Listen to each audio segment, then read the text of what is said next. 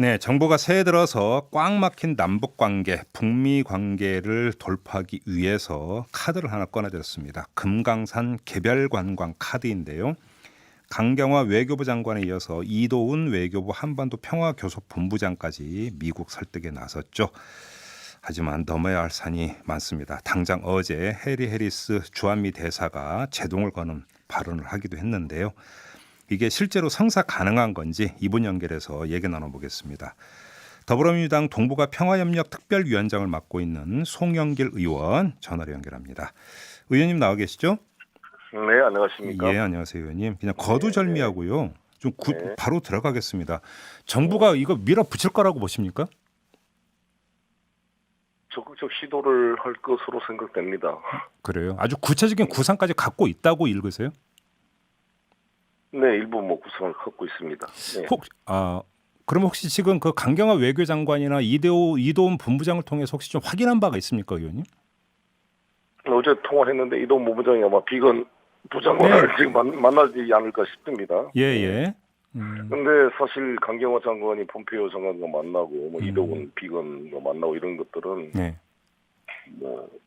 합의하거나 무슨 미국의 허가를 받아야 될 사항은 아니니까요. 양해하고 통보하는 사항이어야 된다고 생각합니다. 아, 그래요? 예. 왜냐하면 개별 관광이 유엔 제재 대상이 아니잖아요. 사실 그래서 러시아나 중국도 유엔 제재를 충실히 이행하고 있지만 이행한다고 저희들 하지만 개별 관광은 허용되어 있기 때문에 지금 러시아, 중국 관광객이 많이 가고 있습니다. 예. 그거는 그러니까 제재 예외 대상이다 이런 말씀이신 거죠?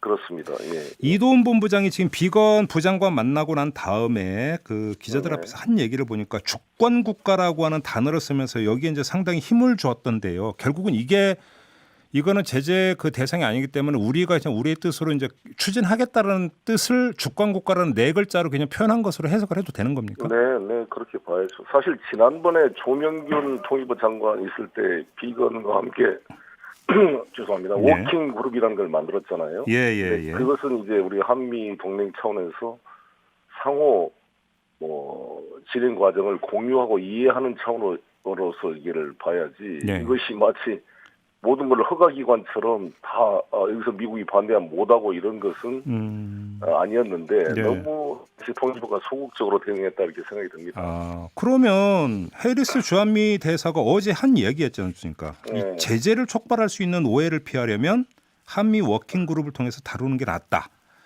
이러면서 부정적으로 이야기한 거 그럼 어떻게 읽어야 되는 겁니까?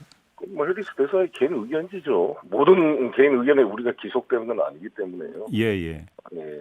해리스 대사의 개인 의견으로 저는 판단해야 될 문제고 또 그것에 대해서 자신의 의견 표명은 좋지만 그게 우리가 거기에 따라서 대사가 한 말대로 따라한다면 대사가 무슨 조선 총독입니까? 지금 그 말씀 보니까 잠깐 샛길로 빠져가지고 해리스 대사는 왜 이렇게 대놓고 항상 이렇게 직선적으로 그다음에 우리 심기 건드리는 발언을 많이 합니까? 이 사람은? 좀 대사로서의 위치에 걸맞지 않는 좀 과한 발언이 아닌가 생각합니다. 대사는 대사의 직분에 맞게 언어에 신중을 해야 되는 게 아닌가. 이게 개인의 의견인지 본부 훈령을 받아서 하는 국무부의 공식 의견인지 구분이 잘 안 되거든요. 그러니까 이건 좀 적절하지가 않은 것 같아요. 그러니까 좀 궁금한 게 이 사람이 군인 출신이잖아요. 그러니까 외교관 출신이 아니기 때문에 훈련이 덜 돼서 이런 식으로 이야기를 하는 건지 아니면 한국을 지금 낮게 보고 하는 얘기인지 좀 정말 궁금하거든요. 그래서 괜히 우리 한미 우호를 다 바라는 양국 국민들에게 별로 도움이 안 될 수가 있다고 생각합니다. 아무래도 그분이 이제 군인에서 쭉 그 태평양 함대 사령관을 하셨으니까요. 외교에는 약간 좀 익숙하지 않는 게 아닌가 생각합니다. 근데 지금 보수 언론 같은 경우는 당장 오늘 아침에 이 그 해리스 대사의 발언을 대사 특필을 하면서 미국이 제동을 걸 것인 것처럼 지금 계속 보도를 하고 있는데 그럼 이건 어떻게 받아들여야 되는 겁니까? 글쎄요, 우리나라 언론 태도도 문제인데 한 나라의 대사의 말을 마치 무슨 그 나라의 대통령이나 국무부 장관 발언 수준으로 다루는 것은 저는 적절치가 않다고 생각이 들고요. 마치 무슨 일이 벌어지면 왜 미국의 입장을 그렇게 대서특필한지 모르겠어요. 대한민국 입장을 오히려 대서특필하고 미국의 입장을 좀 비판적으로 우리 국익의 관점에서 좀 스크린하는 그런 좀 자주적인 언론의 자세가 아쉽다는 생각이 듭니다. 근데 또 정반대 해석도 있더라고요. 트럼프 대통령이 이제 그 대선 전에 그러니까 그 몰입을 해야 되기 때문에 북미 대화를 지속하기 어렵다라고 하는 현실적 판단 아래 네. 결국은 남북 관계 일정한 어떤 교류 협력 확대를 용인을 하고 이걸 그러니까 그 대화의 어떤 모멘텀을 유지하는 카드로 활용하려고 할 것이다라는 진단도 있던데 이런 진단은 어떻게 보세요? 글쎄 그렇게 우리가 설득하는 게 필요하다고 생각이 듭니다. 아, 우리의 설득 포인트가 이거다. 예. 왜냐하면 우리 대한민국 외교라는 것이 미국이 그거는 그 한계에서 난에서 노는 외교가 돼서는 안 되는 거 아니겠어요? 예. 어찌됐건 저는 남북 관계와 한미 관계는 상호 충돌될 때도 있지만 네. 동시 병행으로 추진해야 되는 게 맞고 네. 또 그것이 지난 평창 동계 올림픽을 통해서 한번 확인됐잖아요. 네. 그때 우리 문재인 대통령께서 남북 관계가 앞이 안 보일 때 일관된 평화 원칙에 따라 평창 동계 올림픽이 남북 대화의 물꼬를 텄고 이게 북미 대화로 연결이 됐는데 예. 이에 따라서 우리 위상이 상당히 높아지고 북에서도 상당히 기대를 하고 사실 백두산 천지까지 김정은 위원장이 안내를 하고 네. 또 능라도 경기장에서 문재인 대통령이 직접 마이크로 태양 시민에게 연설까지 하고 그랬는데 네. 그 이후로 왜 이렇게 남북관계가 안 좋아졌느냐. 음. 너무 우리가 소극적으로 대응했다고 봐요.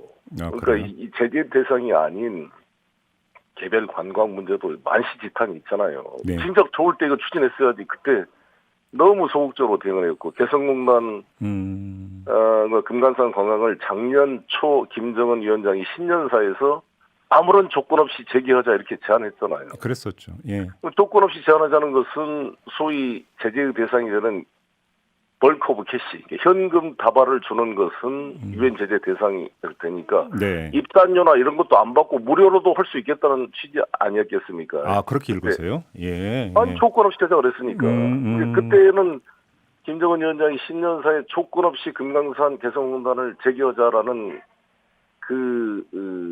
신년사에 우리의 대응이 너무 소극적이었다고 생각이 듭니다. 아, 그때 예. 바로 이 지금 개별 관광 이런 걸 추진했으면 상당히 잘 추진이 됐을 텐데 라는 네. 아쉬움이 있어요. 그러니까 지금 북한이 우리를 대하는 태도가 싸늘함을 넘어서 거의 얼음장인 게 바로 어떤 그런 거에 대한 실망감이 깔려 있다고 보시는 겁니까?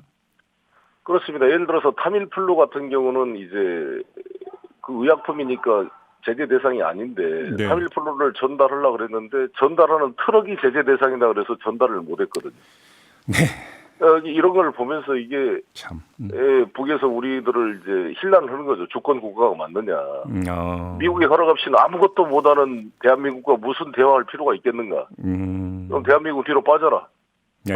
자기들은 미국과 직접 모든 걸 해결하겠다. 이렇게 네. 나오고 있는 거죠. 알겠습니다. 자, 금강산 개별 관광으로 다시 돌아가서 좀 네. 이렇게 여쭤볼게요. 자, 그러면 정부의 이 목소리가 현대 아산과의 사전 조율을 거쳐서 다시 말해서 구체적인 실행 계획까지 짜놓고 지금 그 이야기를 꺼낸 거라고 보세요? 거기까지는 모르겠습니다만 구체적으로 통일부에서 고민을 한 것 같아요. 개별 그래요? 관광을 고향 방문 형식으로 이산 가족 중심으로 먼저 한다든지 금강산 개성뿐만 아니라 점차적으로 확대를 하고 예. 지금 경기도 같은 지방자치단체에서도 이런 개성 당일 관광을 추진하고 있는데 이것도 사실 북이 호응하면 바로 할 수가 있는 거거든요. 개성 당일 관광? 예, 예. 네, 예. 또 외국인, 러시아, 중국인들이 북한으로 많이 관광 오잖아요. 예, 예, 예. 거기서 바로 판문점 통해서 우리 대한민국까지 관광할 수 있는 코스를 만들면 얼마나 인기가 있겠습니까? 그럼 남북이 합의만 하면 사실 러시아, 중국 관광객이 북을 통해 들어와서 예. 판문점 보고 바로 거기 판문점에서 도보다리도 구경하고 건너서 우리 파주로 해가지고 우리 서울까지 구경하고 인천공항으로 돌아갈 수가 있는 거잖아요. 예, 예. 만약 이런 관광 상품이 만들어진다면 폭발적인 인기가 있지 않겠어요? 저는 이런 외국인의 남북 연계 관광도 가능할 수 있다 이렇게 생각합니다. 근데 지금 그 조금 전에 의원님께서는 만시지탄이라는 표현을 쓰셨는데 지금 네. 문제는 지금 그 타이밍인데요. 북한이 이걸 그러니까 받을까요? 그래서 저는 뭔가 이런 것을 해결하기 위한 좀 특사가 필요한 게 아닌가 생각이 들어요. 왜냐하면 이게 예. 우리 국민들이 보기도 예. 뭔가 대한민국이 제안을 하면 북이 호응하는 맛이 있어야지. 미국도 북한도 둘 다 호응하지 않은데 우리만 말하면 이 보기가 좀 그렇잖아요. 그렇죠. 그래서 저는 이런 것들을 조율하기 위한 미국으로 지금 비건을 만나러 이동훈 본부장이 가고 한 것처럼 네. 북에도 누구를 보내서 같이 조율을 해야 되지 않겠어요? 아. 그래서 저는 그렇지 않고 그냥 일방적으로 말하고 북은 거절하면 우리 국민들이 보기도 상당히 체면도 그렇고 안쓰럽지 않나 생각합니다. 그러니까요. 이게 그 우리를 대하는 북한의 태도 때문에 그 질문드린 것도 있지만 며칠 전에 나온 뉴스도 있는데요. 북한이 관광 사업과 관련해서 유럽의 여행사하고 그 연결하는 방안을 지금 추진하고 있다는 보도가 있었거든요. 그래서 그러니까 네. 대상을 우리가 아니라 지금 다른 쪽으로 돌리고 있는 거 아니냐는 지금 해석이 나오고 있는데 그래서 그렇죠. 그렇습니다 지금. 예. 예. 그리고 어떤 그 관광 외국인에게 그걸 확대하게 하는 것을 추진할 것이고요. 예. 지난번 하노이 회담에서 트럼프 대통령과 김정은 위원장 그 2차 정상회담 합의가 불발됐지만 예. 그때 베트남 공산당 주석도 만나고 그러면서 베트남 관광 확대 문제가 논의됐거든요. 아하, 예. 그러니까 그렇다면 김정은 위원장이 트럼프 대통령과 2번 정상회담을 함으로써 구체적 합의는 얻지 못했지만 네. 국제사회에서의 이미지 개선은 된 거잖아요. 아, 예, 그러니까 예, 예. 그래서 세계 최강의 미국 대통령이 대화의 상대로 인정해주고 어허. 국제 외교 무대에 나옴으로써 일반 제3국들이 북한 여행하는데 부담이 적어진 거죠. 네. 북한 여행하는 게요. 예. 그래서 여행 부분이 많이 확대되고 있는 게 아닌가 생각합니다. 그렇게 보면. 근데 그러면 이게 만약에 하려고 하더라도 그 북한에서는 지금 우리에게 지금 그 금강산 시설 철거 요구하고 이런 바가 있지 않습니까? 먼저 당국 간 대화가 먼저 선행이 돼야 되는 거잖아요. 지금 김정은 위원장이 금강산 철거를 한 것은 금강산 여러 가지 가건물들이 많아요. 예. 예를 들어서 저도 인천시장을 해봤지만 행정 책임자가 노른자 땅을 어떤 모 회사한테 사업 개발권을 줘서 이제 개발해라 관광지로 줬는데 네. 10년째 개발 안 하고 있으면 화가 나죠. 아, 예. 그 가건물 다 치워버려라 뭐. 다른 사람이라도 투자하게 해야지. 왜 자기들이 실행도 안 하면서 그냥 예. 사업권을 가지고 그거를 지지부진하면 화가 나지 않겠어요. 음흠. 그러니까 그런 상황이 된 거죠. 그런 상황 2008년도에 방황자씨 사건으로 중단돼서 예. 12년이 됐는데 그동안 가건물들이 저렇게 돼 있어 얼마나 보기가 싫겠습니까? 그러니까 북 입장에서는 갈마 비행장하고 저기 지금 거기 원산 쪽이라고 쭉 관광으로 연계해서 금강산을 개발하려고 그러는데 그렇죠. 예. 차라리 외국 회사 투자자를 새로 유치해서 유럽이나 러시아, 중국인들을 관광객을 본격적으로 받겠다. 예. 이런 이제 구상이 있는 거겠죠. 예. 그래서 저희들이 금강산 관광이 소중했다고 보는 이유가 나중에 우리가 금강산 관광을 하는데 외국 회사한테 돈을 주고 구경하면 되겠느냐. 그러게요. 우리 대한민국 기업이 하는 게 낫지. 그러게요. 이런 주장이었는데 이명박 정부 때 그 방황자치 사건으로 중단해버린 게 아쉽고요. 지금 의원님께서 바로 그 말씀을 꺼내 주셨으니까 마지막 질문으로 그걸 드릴게요. 지금 9421님도 문자 주시기를 네. 관광 좋은데요. 먼저 우리 국민들의 안전에 대한 처우가 먼저 아닌가요? 이런 의견을 주셨는데 이 박광자씨 피격 사건 문제를 어떻게 처리를 해야 된다고 생각을 하세요? 정말 중요하죠. 우리 국민의 안전이 제일 중요하다고 봅니다. 근데 네. 그때 이 사건은 아시다시피 김정일 위원장이 현정은 현대아산 회장한테 공식적으로 사과를 했어요. 예. 재발 방지 약속도 했고. 근데 그때 이명박 정부가 현정은이라는 민간인에 한 사과는 수용할 수 없다. 이렇게 트집을 잡은 거죠. 예.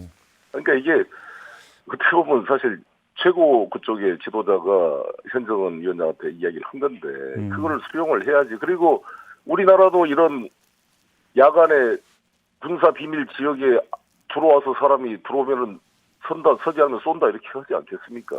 알겠습니다. 그러니까 이제 이런 상황들을 서로 공동으로 좀 양해하고 재발 방지가 될 수 있는 사안이라고 생각이 됩니다.